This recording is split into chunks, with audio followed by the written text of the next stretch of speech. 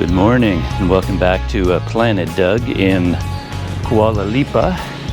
Just leaving from the Orange Hotel right behind me. It's about 7:15 in the morning, or I should say exactly 7:15 in the morning. And yeah, the sun isn't out yet, but I can really feel the humidity. It's crazy just walking out of the hotel and putting my bags on my bike and attaching the trailer. Just, yeah, it's really humid.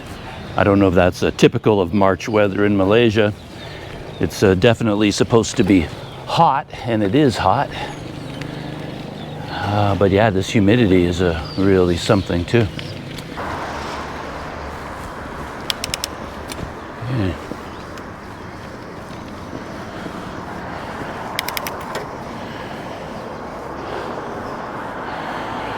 And if you're paying strict attention to geography, you might have noticed that I made a very odd turn just now. According to the route I'm supposed to be following out of Malaysia, I'm supposed to be heading north to the border with Thailand alongside the TT Wangsa Mountains. But instead, I turned my bicycle to the south, heading back to the coast and to Malacca, in that direction anyway. I'm not going to Malacca today, but I'm heading in that direction. And the reason for that is I crunched the numbers based on my visa expiry date and the distance I have to cover, the weather conditions, and the way I like to live, and it just doesn't look feasible to follow through on heading to the north now. I'm still going to head north, but with my visa expiry date looming, I have to look for a quicker option. So yeah, change of plans, and I changed my route. So with the days I have left, it felt a lot safer. I didn't want to risk overstaying my visa, of course, so if I head to the coast, I have all kinds of options from the coast for exiting Malaysia, and then hopefully I can go somewhere interesting for a few days, return to Malaysia, and then continue my journey. So the idea is to go to Malacca, go along the coast to Johor Bahru, and then swing north along the east coast. So instead of going south on the east coast, my new plan is to head north on the east coast, going up towards Kuantan, Terengganu, Kota Baru, and then doing a loop back to KL. So I just stopped here to capture some of the scenery. You can see the beautiful hills in the background there, bit of mist, and this interesting warehouse here looks like a tile warehouse. Oh, that's fascinating. In terms of their inventory, if a customer comes and asks for a specific tile, how do you know where that tile is? That's pretty crowded down there. There's a lot of beautiful traditional architecture here. Traditional Malaysian, like kampung homes. Passed a number of nice examples already. There's one with the yellow paint, and another one there set back from the road a little bit. Both of them up on stilts.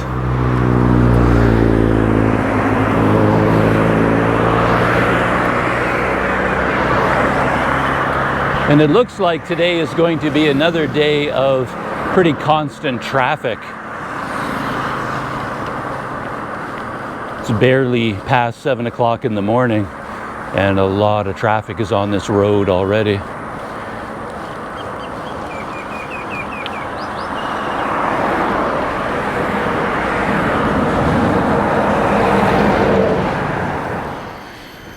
I don't know if I mentioned it or not, but my destination for today is the small town of Tampin, and it's about 40 kilometers from Kuala Pilah, where I spent the last couple of nights.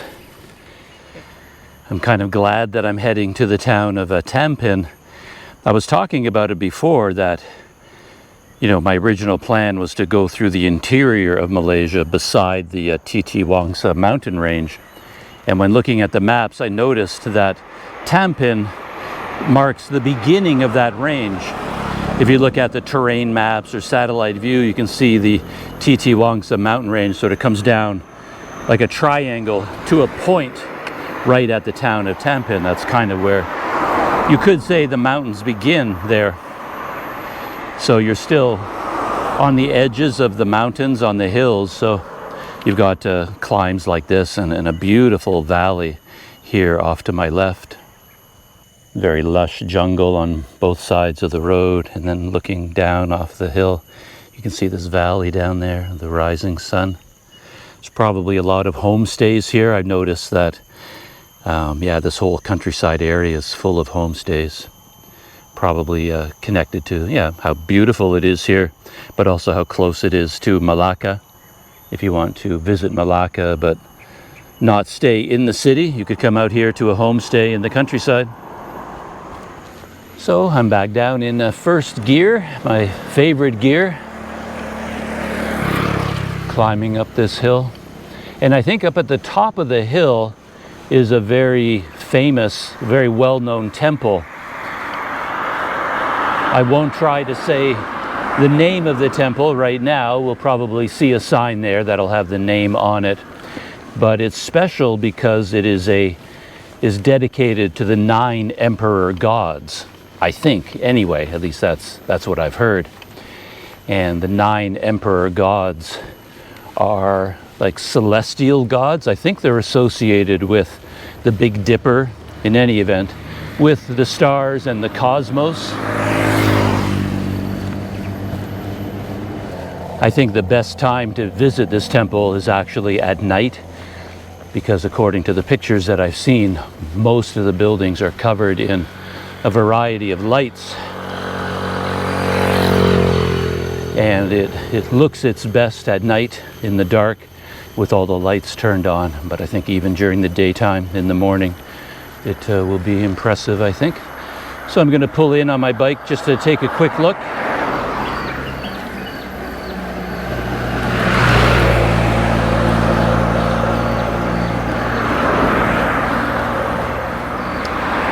Made it to the top of the hill, coming down the other side, and I believe that's where the temple is located. Yeah. Big archway, entranceway. I think it's very busy at Chinese New Year. And for the emperor, the 9 emperor gods, they have a festival which takes place, appropriately enough, in the 9th lunar month. And then at that time, this temple will be very busy as well.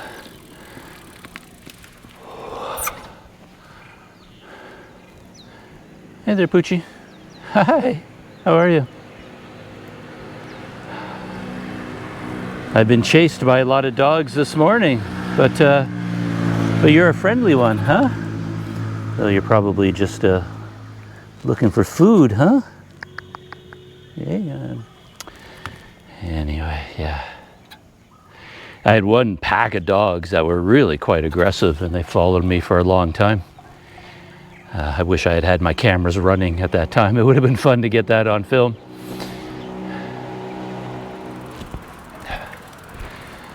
Yeah, I've been in a few places during the 9 Emperor Gods Festival. It's quite interesting. It involves vegetarianism. The followers of the 9 Emperor Gods are strict vegetarians, I believe. And they have processions and festivals. And it reminds me a lot of Taipusam. There are elements of atonement and of making vows, purification. And I believe there's this idea that you can be, the followers, the devotees can be possessed by one of the 9 emperor gods and go into a trance state. And that's very similar to the traditions in Thaipusam with the skewers and carrying the kavadi, and the followers of Lord Murugan can also go into a trance state.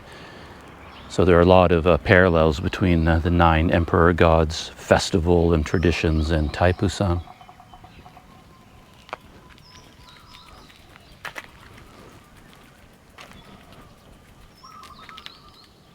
Extensive grounds, as you can see. A lot of parking. The main temple up here, and then there's a stairway that goes all the way up there, a viewpoint looking over the whole complex. And if I'm feeling dedicated, I suppose I could walk all the way up there. I'm not sure that I will. I might be content with just seeing the temple grounds from down here. Very elaborate, as you can see, even down here, the beginning stairways. A lot of decoration.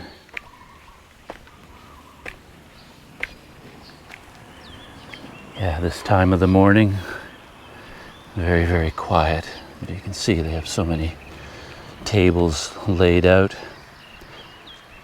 So I guess nighttime would be the time to come here.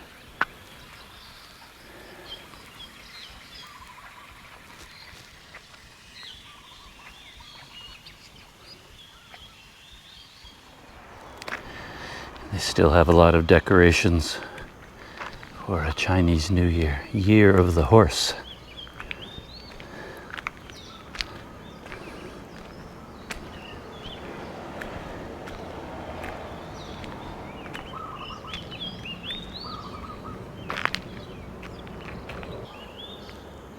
That's the main entrance, the gateway, also with all the lanterns for Chinese New Year still up.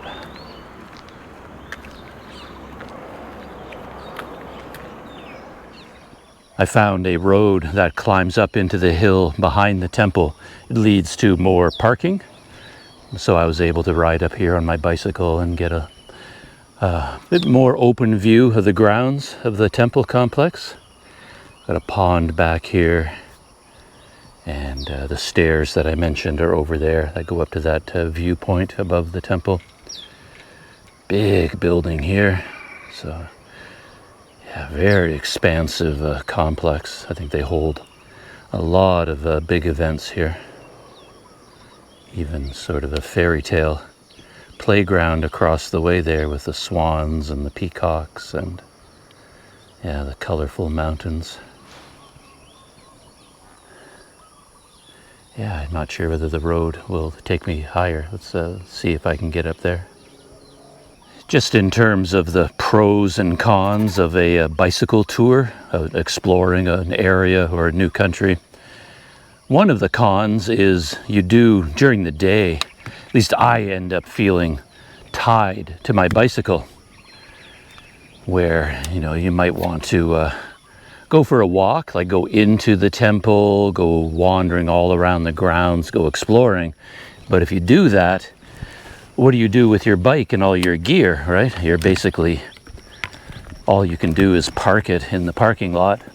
You can lock up the bike so nobody can ride away on it, but all of your bags are exposed unless you lock up every little, you know, pocket with another padlock.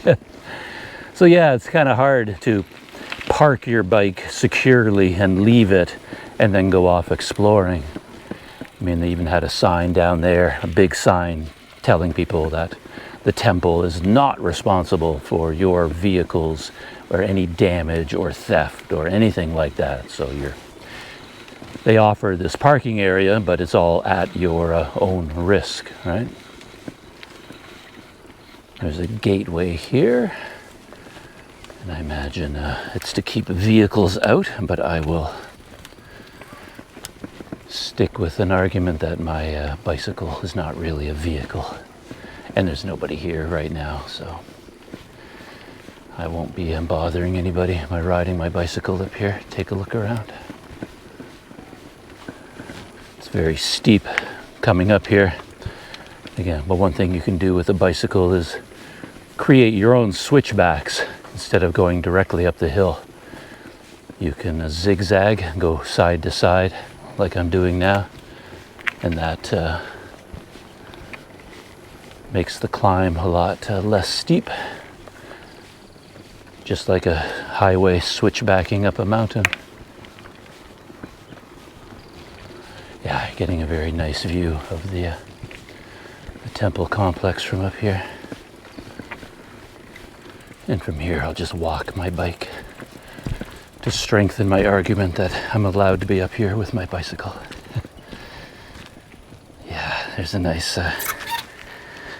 vantage point on the temple down below. Yeah, I wanted to come up here partially because the sun is aiming in this direction, so you get a nicer lighting from up here. Except you're looking at the back of the temple. But yeah, there's the Titiwangsa Mountains behind the temple. Those are some pretty high peaks back there. Wow. And they have a nice garden area up here. I think even all these dragons that are on the hillside are all lit up at night. They all have lights inside them, and then they have long strings of light coming out of their mouth, like they're breathing fire, I guess. And up here, there's a big fountain show. Of course, this time of the morning, there's nothing going on. There's no fountain show, but I think this is where it takes place. Yeah, I'm glad I took the time to come up here. Gives more insight into the place. Yeah, it's a crazy amount of fountains, spouts in there. Yeah, and lights too, right? All the waterproof lights in there. It must be pretty nice. But yeah, it is a real issue when you're bike touring that all day long you're passing perhaps interesting and beautiful places, and yet it's hard sometimes to stop the bike, park it, secure it, and then go off exploring. You're sort of tethered to your bicycle all during the day until you get to a hotel or a camping spot for the night. And even when you're camping, now you're tethered to your campsite. You can't leave it. Once you set up your tent and unload all your gear and set up camp, well, you're pretty much stuck there for the night, which is one of the reasons why camping is a bit difficult sometimes. Oh, the dog that was down in the parking lot is all the way up here. Wonder if it was following me. Yeah, you're probably looking for food, right? But yeah, I don't have any. So are you a temple dog? You live here? This is your kingdom? I'm very curious about the budget of a place like this. Of course, the cost of construction would have been astronomical, but upkeep and maintenance, running the fountain, all the light shows, staff, electricity bills, cleaning. I'm sure they have a number of full-time groundskeepers. I can see a bunch of them right now. Yeah, they're all around working.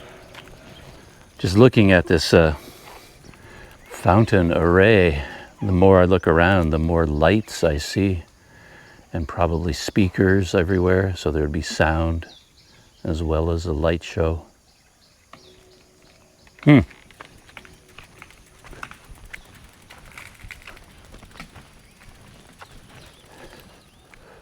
And speaking of budget and logistics, they also have to maintain things like this. I mean, a huge parking area has to be maintained, the lighting.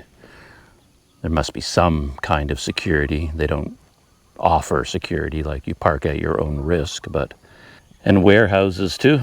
A temple this size with so many festivals and displays every year has to have its own warehouse for storage, all these decorations and all the other material they need for construction. Yeah, it's a big operation, a lot bigger than one would think. Yeah, there's a lot of ground too. I mean, a lot of land that they own. It's probably why it was located here in the first place. It's a beautiful piece of land, nicely landscaped, but it would also be cheaper because it's out here in the countryside rather than downtown anywhere. Yeah, quite the place. And not to go crazy with this idea, but again, a complex this size needs a lot of water. So you even have to have your own water tanks, a water delivery system. Yeah, there's pumps, I'm sure, inside here. You can see pressure valves. They need a lot of water for that fountain up there and for the temple in general. Oh, I see a lot of movement in the trees back there. Must be some macaques. So just coming down the hill past the temple, and I was passing some of my favorite people in the world, the unsung heroes of the modern world. You see them all the time at the side of the road here in Malaysia. Okay. Okay. So, hard work. But without these guys out here all day, the roads would be a bit of a mess. Hello. Oh, that's right. They looks like they use the twist ties up there. Ah, okay, so that's what they use rather than cord, the zip ties. Yeah, they would have to be dressed really well to be protected from the sun all day out here. Hello, how are you? Yeah.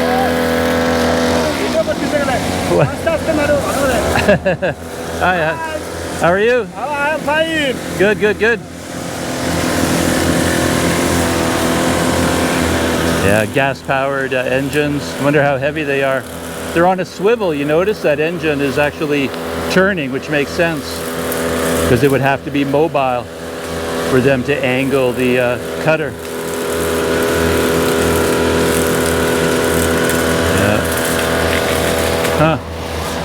And then they would get hit with a lot of debris as well, so they got to have clothing top to bottom to protect themselves, which I don't have right now, so I guess I better get out of here. Oh, support truck just showed up. Maybe this is the truck that drops them off, puts them to work.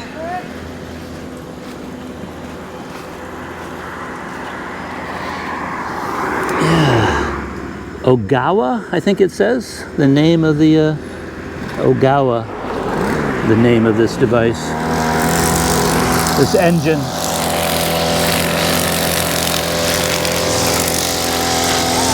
Hello, how are you? Hey. Yeah.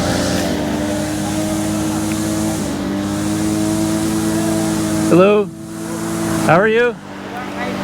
Yeah. They're working hard. Yeah, working hard. Yeah.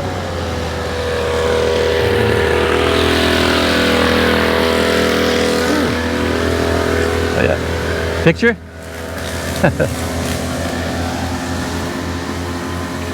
Okay. All right. Only one. Only one, yeah. Yeah. Yeah. So no friend. No friend. No family. Oh. Only me. Where go? Malacca. Oh, Malacca. Oh. Yeah, Malacca, then Johor Bahru. Oh. Go From around. Malaysia. Yeah, all in Malaysia. Yeah. Very nice, Yeah, my trailer. Very strong. Strong, huh? Yeah, very strong. So, my photo come. Okay, sure. Yeah, sure. Okay. Right. It's big. There you go. Whoop. All set? 1, 2, 3. Maybe one more.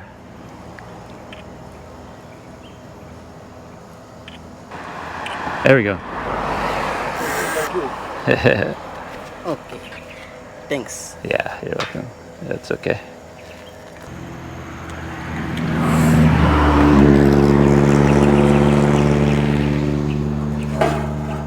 Oop.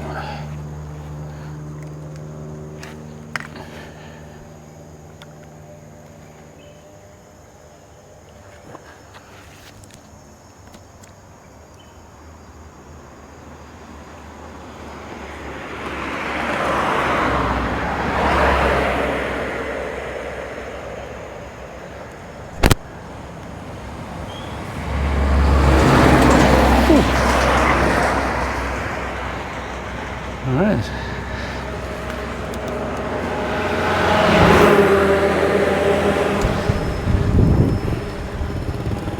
All right, time to go. See you.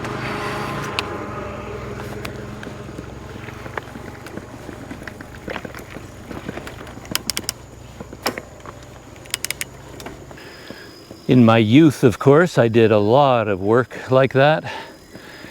When you're a young man in Canada and trying to make some extra money, or even work in the summers to save money for university in the fall, you often found yourself doing lawn care. Or of course at home, your dad would put you to work cutting the grass, using the weed whacker. I remember with my father, we had a weed whacker. He loved using it. My dad, he really enjoyed lawn work, and my mother really enjoyed gardening. For us kids, it was a chore. We didn't like doing it, but I think they had more pride of ownership, right? That's a key thing I find when it comes to work. We were just kids living in this house, and we didn't feel like we owned it or took any pride in it. But of course, my mother and father had saved up the money and bought the house, and they owned it and took pride in it. So for them, when they were out there working on the lawn, they were working on their, prized possession. So it was just, it had more meaning for them than it did for the kids. So my dad would be out there with the weed whacker, and I remember these like consumer level weed whackers. You had to buy these, not sure what the word is right now. It's like a cassette with the green cord wrapped up inside it, and as the cord wore out, it would automatically extend and replace itself. But of course that mechanism always broke, and then every time it broke, my father would bring it to me because he didn't have the patience for that fiddly kind of work. He liked to just do work, do heavy work. And when it came to like fiddly little jobs, fighting with that little weed whacker mechanism, trying to get the line to extend properly, that just drove him crazy. So he would always bring it to me to try and fix it whenever it broke. That's why I was so interested to see that they didn't do anything like that with those heavy duty machines. All they do is use zip ties, which makes a lot of sense. You don't spend an hour fighting with it every time you need to replace the cord. You just put in a new zip tie and away you go. Yeah, very efficient. I don't know if there's any great mystery or meaning to this, but I was talking about this the other day, and it's always sort of there in the back of my mind. And that is this idea that I see in Asia in general, and here in Malaysia a lot of businesses are just closed all the time. So like here we've got a commercial property, a strip mall, right? There's got to be 1, 2, 3, 4, 5, 6, 7, 8, 9, 10, 12 businesses or 12 locations for a business, and not one of them is open. And I see that all the time, and I'm just curious about that. Why are they permanently closed or only open on certain days? It's just a trend that I've noticed, where I see so many restaurants, so many cafes, so many businesses, and the doors are just shuttered all the time. Oh, Got a tractor coming up. Oh, morning. Looks like a grass cutting tractor. But yeah, I have no explanation for it. We've got Chaya Berjaya Enterprise, and it's closed. Another one is closed. Shell Helix Auto Pro, closed. So what are all these places being used for? I just don't know. I just passed by a big lumber yard coming down this hill from the temple, and just wanted to pop inside there, just take a closer look at the place if they'll let me. If the dogs will let me. I noticed through the gate they had their lumber dogs. They probably won't like it if I ride my bicycle through the gate, but I just want to peek my head through and take a look at the operation. There were a couple of times in my life when I was living in British Columbia in the Rocky Mountains in Canada, and that was a big logging area.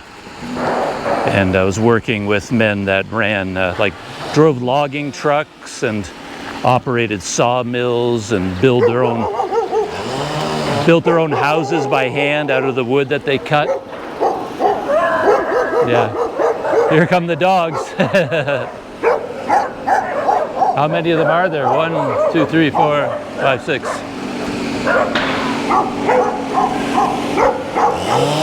Wow. It's beautiful wood.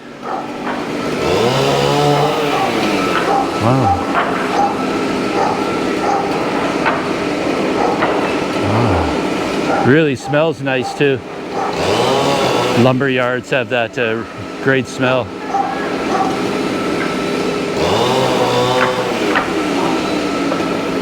Hey there, Pooch.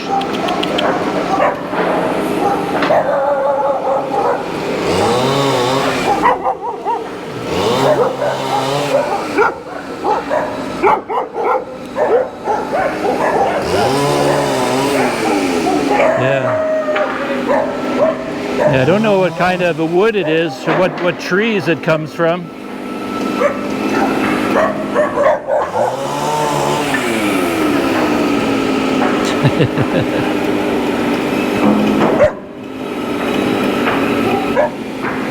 Huh.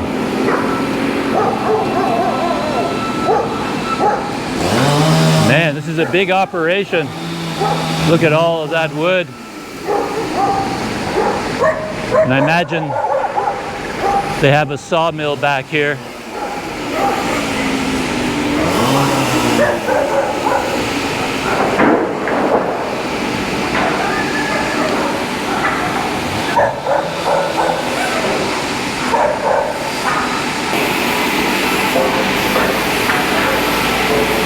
Wow, they've got a whole bunch of them. I can see at least 3 different sawmills.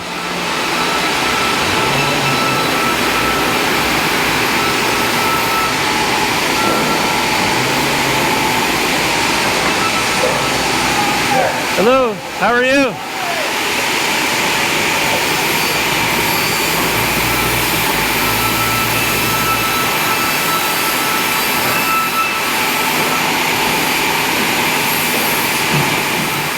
Yeah, they clearly, they really know what they're doing. Very practiced.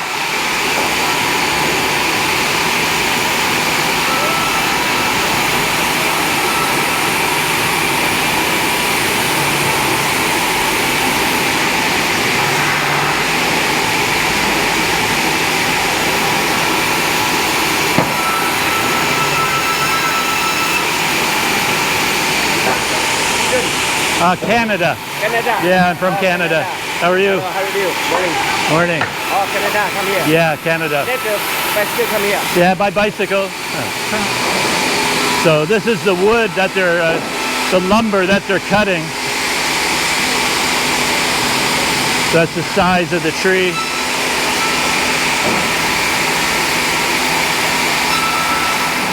Look at that. Over here, they started with a really big one.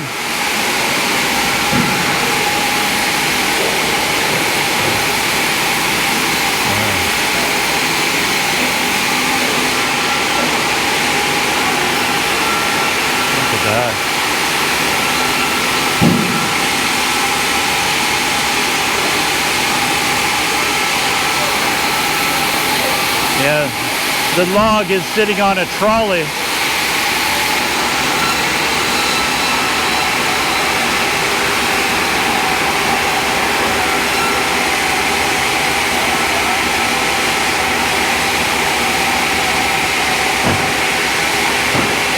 Ah, there's one trolley on each side. There's a trolley.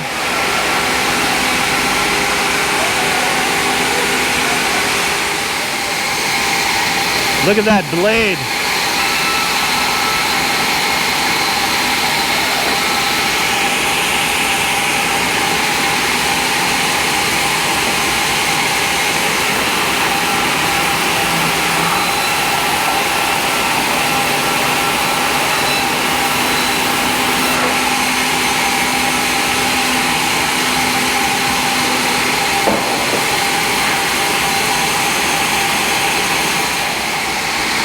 And here in the back you can see their stockpile of logs.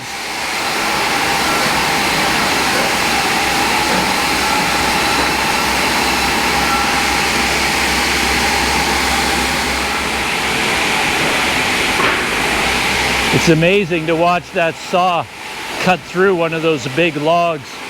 It goes so fast. It's like, yeah, hot knife right through butter. It's so sharp. And it's moving so fast.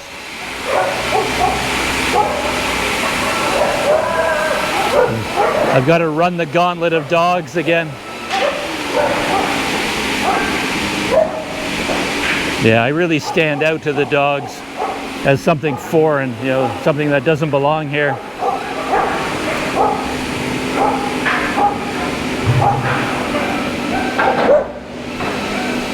Yeah, it's a big operation. One thing that jumps out at me though is how loud it is back there. I couldn't even hear myself when I was speaking. I don't know whether the video recorded my voice or not. But if I were working here, I'd probably want ear protection all day long. Otherwise, yeah, you won't hear anything by the end of the day. Good morning. How are you?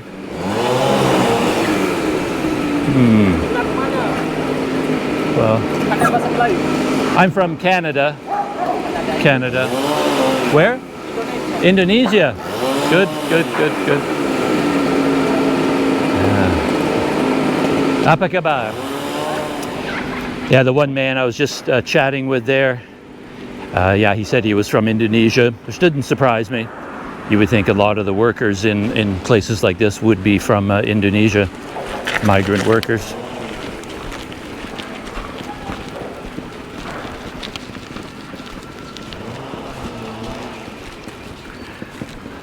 Yeah, I'm glad I took the time to pop in, take a look around inside there. That was quite interesting.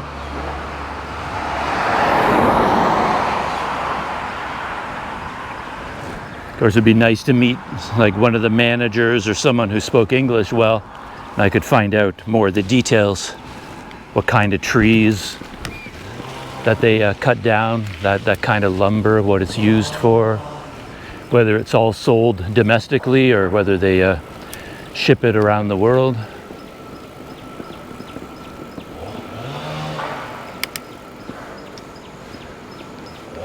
And back on the road. I hear some cutting up ahead, and I think that means they're cutting the oil palm down. I just saw a big branch of an oil palm tree go crashing down. They use those long poles with a scythe on the end, like a sharp blade, like a hook, to cut the branches and then cut the fruit. Very hilly here. The road itself seems to be on a steady decline because I'm heading down to the coast again. But on all sides and ahead of me, all I see are some really beautiful hills. Very lush. Someone just sent me a message talking about how there was some kind of a heat warning ongoing for Malaysia right now. There's some sort of a scale, I guess, for measuring this, and it's a numbered scale. and it's reached kind of a dangerous level where temperatures are steadily over 40 degrees, which, yeah, I believe it, because I've been out on the road for a number of these days, and it has been hot, roasting. Got some cloud cover today, and I'm going underneath some tree canopy, so I get some shade from time to time, but I still feel the heat. It's interesting, I've noticed that compared to previous trips that I've gone on,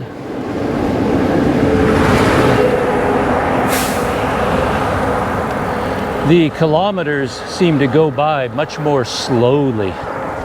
And I was wondering why that is. I mean, it feels like I'm at a much slower pace and just crawling along, and you can see the road signs, and one right up ahead of me says it's 21 kilometers to Tampin, my destination for the day. So this is the 21K marker, and it'll feel like 6 hours has gone by before I get to the 20 kilometer marker. Like if I make 1 kilometer of progress, it feels like it takes a very long time to do that, like a psychological feeling. And I started thinking it's probably because I'm shooting video, and because I'm shooting video for YouTube, I'm not plugged into music. Like I'm not listening to music, and I'm not listening to podcasts. On all of my like really long bike trips that I've gone on in the past, they were all quite a long time ago now, and it was before the digital era. So I was actually, if I remember right, yeah, I was carrying like a Sony Walkman and cassette tapes. So I was listening to music all the time. I brought a couple of tapes with me, my favorite music, and that music became the soundtrack for that trip. Even to this day, every time I hear music from that I listen to on those trips, it instantly brings me back to those countries. I associate that music with those experiences. And then I would buy cassette tapes of local music from that country, so I was listening to music all the time. And I guess that makes the roads, you know, the miles go by faster. But now, because I'm recording video, I'm not plugged into anything. I'm not listening to podcasts, I'm not listening to music, because I always want to be ready to turn on the camera if I thought of something that I want to talk about, or I see something interesting. So I don't have the distraction of music or podcasts right now. I remember I did a lot of scooter trips when I was living in Taiwan. I started off doing bicycle trips there, but they were way too difficult and I didn't have enough time. So once I had a scooter, I would travel around Taiwan by scooter.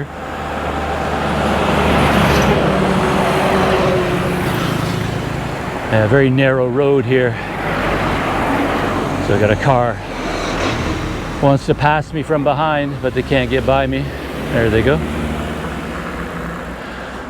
I had one car just a little while ago. It was such a close accident, not with me, but with a truck. It was a much wider road. I mean, it was a big, wide road. There was lots of room, but for some reason, this car went way into the other lane, going around me. And it felt like they drifted, and there was a big transport truck coming the other way, and I swear that the front corners of that truck and the car just missed each other by an inch or two. I don't think the car driver was paying attention. I think they were looking at me, and as they were looking at me, they instinctively steered almost directly into that truck. I was like, whoa, yeah, that was a bad one. But I was just saying that when I was in Taiwan going on long scooter trips, it was just automatic that before the trip, I loaded up my iPod Shuffle with podcasts. And I would have, 30 hours of podcasts all lined up. And I would listen to podcasts all the time that I was driving the scooter. And that was part of the trip, part of the pleasure. Just, taking in the scenery, but also listening to interesting stories on the podcasts. But now, for this trip anyway, so far I haven't really done that. Maybe that's why the kilometers go by so much slower. All I have are my own thoughts to accompany me. And I'm just not used to that, I guess.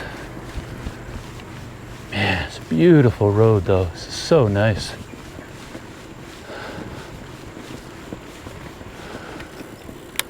Feels like we're far away from the center of the country, like we're in the deep wilderness. Oh, here's the 20-kilometer marker. So we covered 1 kilometer in this time that I've been babbling about this topic. I was just saying it feels like I'm deep in remote Malaysia, but really KL is just a hop, skip, and a jump in that direction. Malacca, 30, 40, well, maybe, 40 kilometers up ahead is Malacca. But even in Malaysia, it doesn't take long to leave the populated areas and end up in this kind of jungly wilderness.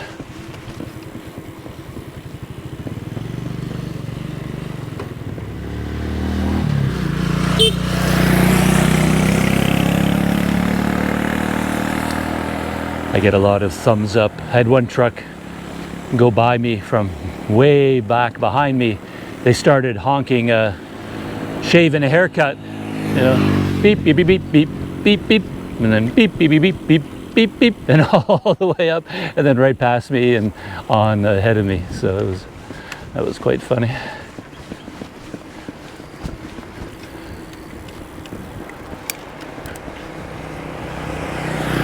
Nice smooth tarmac, easy riding, gorgeous day, really nice.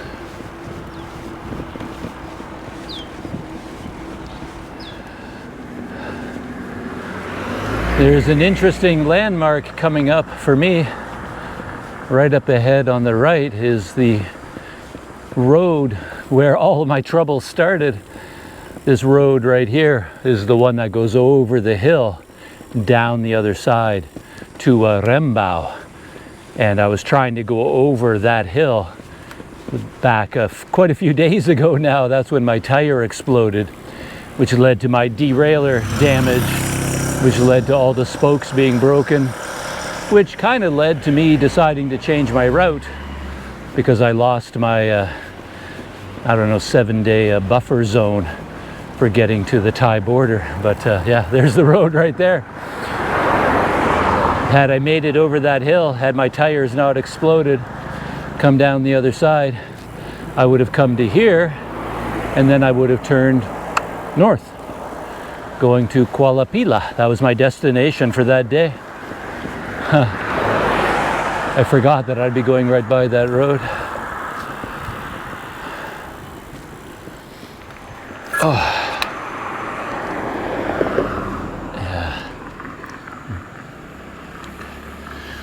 Another interesting example of the local architecture. Classic kampong houses. Sounds really nice. We got all the like almost like a veranda there with the awnings, the doors that open. And there's the road ahead of me.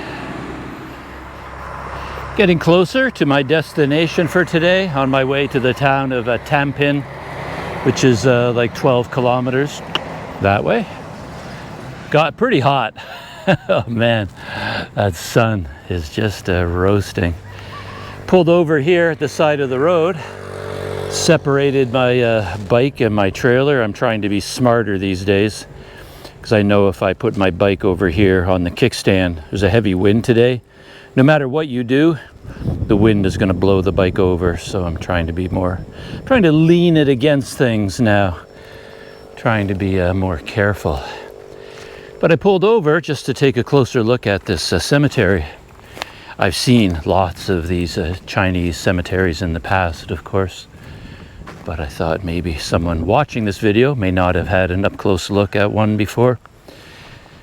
It's quite interesting. I like the style. I don't know anything about the symbolism, to be honest, particularly the shape of each plot, the fact that it is circular like that. I'm assuming it has a meaning of some kind. Certainly a history, because I've seen this design, this style for these grave sites for many, many years.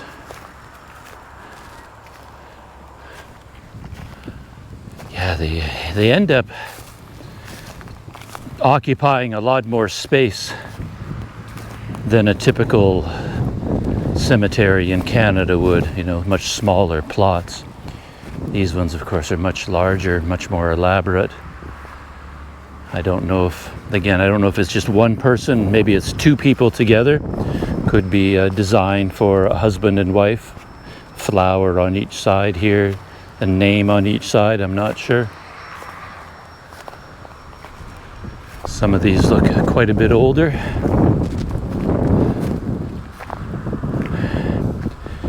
And I imagine it's no accident that this cemetery is on a hillside like this, and that they're all facing in that direction. I'm sure that's has meaning as well.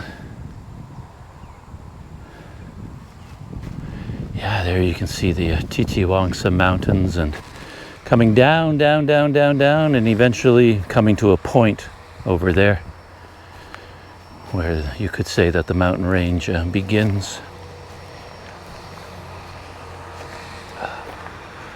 Yeah, it looks like some of them have a photograph, and this one just has a picture of one person. So yeah, it's quite an elaborate plot for one individual. Very attractive design. But yeah, they're all very large. Actually, this one up here looks like it has photographs of two people. And yeah, it does look to be twice the size.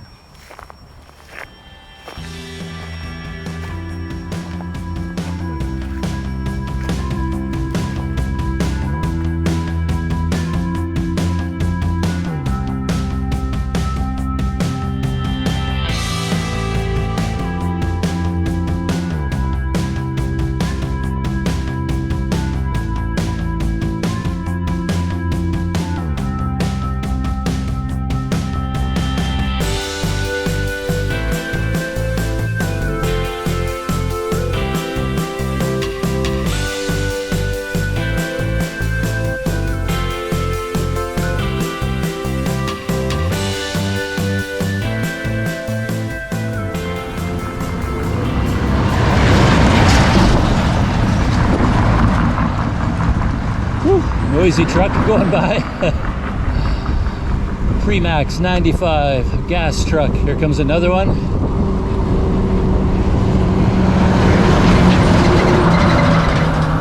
Two of them, a truck on a truck and another truck.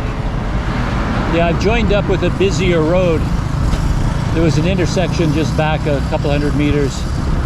Turned off of that beautiful countryside road and joined a bigger one. More traffic.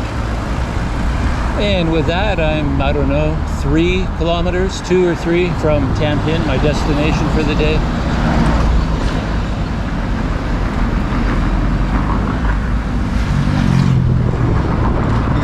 And would you believe my bicycle did fall over again? I've never had so much trouble with keeping my bike upright. I've been riding this bike for 30 years. Always used a kickstand. Never had any trouble at all. But ever since I got this cheap kickstand, it's just been a disaster. And it fell over again and broke my rear view mirror. It snapped it off.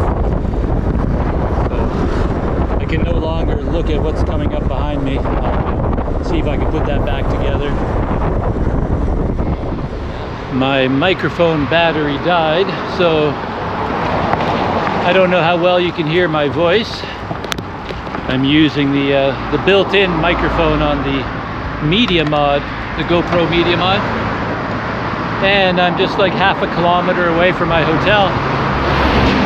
Right out here on the main highway, there's a whole bunch of hotels that are not pinned on Google Maps or in Agoda. There's a Tampin hotel, another one here, another one there, 3 of them at least.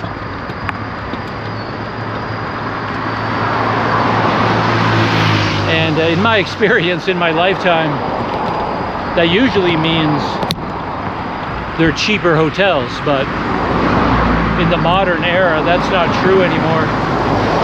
And it's especially not true in Malaysia. The walk-in prices are so much higher than the prices you get when you book online. I don't know why it works that way.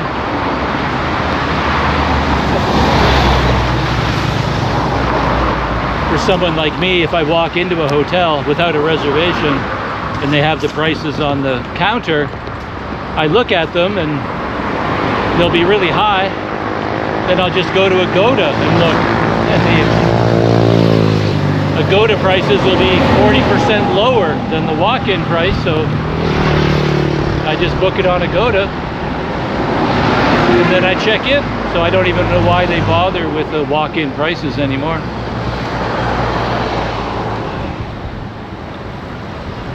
And these hotels, you know, maybe they're on Agoda and I just never noticed them, but I don't think they are. My low budget place is just up ahead, around the corner here. It was the only hotel in town that had a price lower than like 80, 90, 100 ringgit and up. Seemed like a nice place too.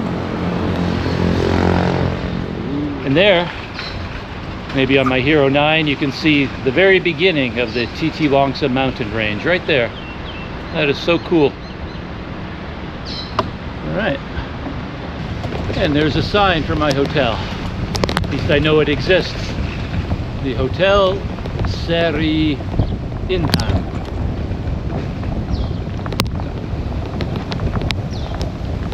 Huh. Very interesting building.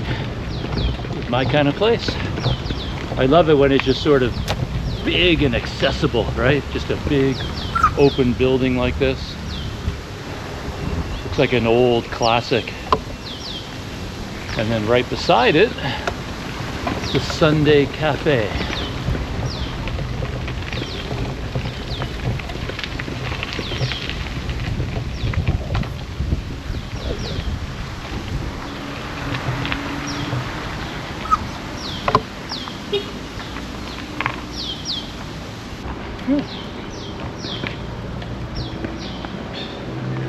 Look at that. They even put little benches outside. That is a very nice touch. It's not something you see very often.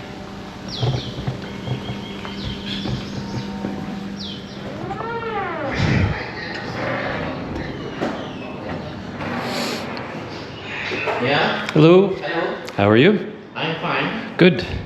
I'm good. Good, good, good. You want a booking? I have a booking, yes, for Okay. Douglas Your name? Douglas Nienhuis. There you are. Douglas.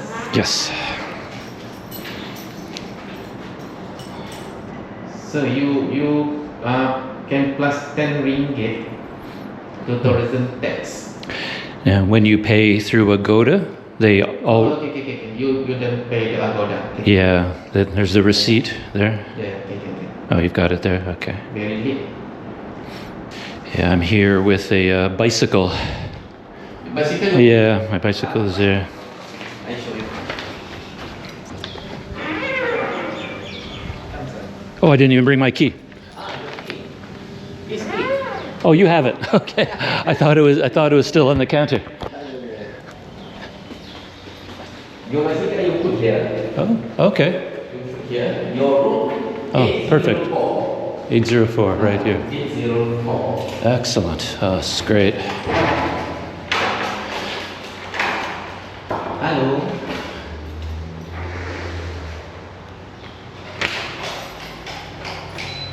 Okay. Yeah. Your bicycle you put in here. Also in there too? Okay, yeah, it looks amazing. Thank you very much. Okay, you can stay. It's so nice when you come to a hotel and everything is just fine, right? No struggles at all. I'm always nervous about the tourism tax. I'm always, oh, come on. I've got the receipt already ready on my phone, before I go in. And then when he says, oh, you have to pay 10 ringgit, I'm thinking, oh. But then as soon as I said, well, I paid through Agoda already, he went, oh, okay, and everything was fine. But look at the room in terms of a cyclist. That's what I mean. I can just bring my bike right in here, just roll it in. It's like having my own personal garage. And no, that's great. Your basic bathroom, large bed, fan, air conditioning. Oh, look at that, even a hair dryer. Now let's count the outlets. 1. A lot of things here. A lot of switches. 1 outlet there. Any more? Oh, 2 way down here. So if I think they're supposed to have, I don't know, something over here. Why else would they have so many outlets? Oh yeah, there's an outlet up there and then 2 down there. So there are enough. So yeah, let me just go do this thing and just roll my bike right in here. Yeah, this place gets very high ratings, sort of like 8.2 or something, 8.8. And that's very, very high for a low budget hotel. And I can see why. It's just spacious, clean, looks organized. The guy is friendly, the front desk, helpful. Yeah, I can see why it would get high ratings from guests.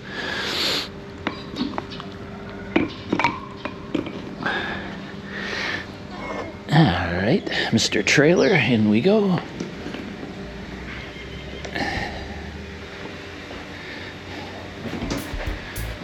Water dispenser right here.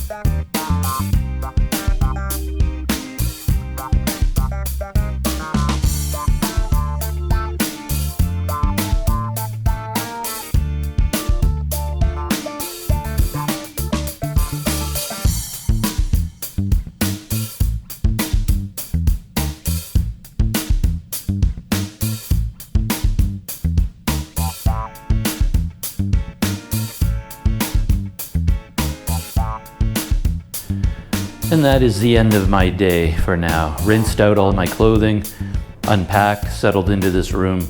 Wonderful little budget hotel. This is what they all should be like.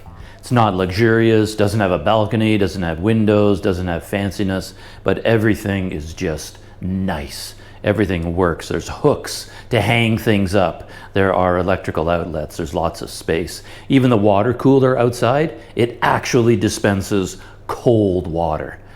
I really love this hotel. This is a really nice place. One of the best low-budget hotels I've come across in a long time. And yeah, that's it, shutting down. I've got my coffee over there, already boiled. I'm going to start copying all my video files from today, do my Strava Map Director, flyover map business, upload photos, do all that good stuff. So if you've made it all the way to the end of this video, congratulations. That makes you a member of the Planet Doug Crunch Club. Put CC in the comments to let me know you made it all the way to the end of yet another Planet Doug video. Everyone out there that has joined the Planet Doug Patreon, thank you very much for supporting me through the Patreon channel. I really appreciate that, really do. So that is it, shutting down for now, and I may stay here another night just to take advantage of this lovely place, or I'll hop on my bike mid-morning and cycle into Malacca and stay there for a couple of nights, because I still haven't decided how I'm going to be leaving Malaysia when my visa dictates that I must. Well, I haven't figured that out yet. All right, that's it, shutting down, and hope you enjoyed my day on the road here in Malaysia.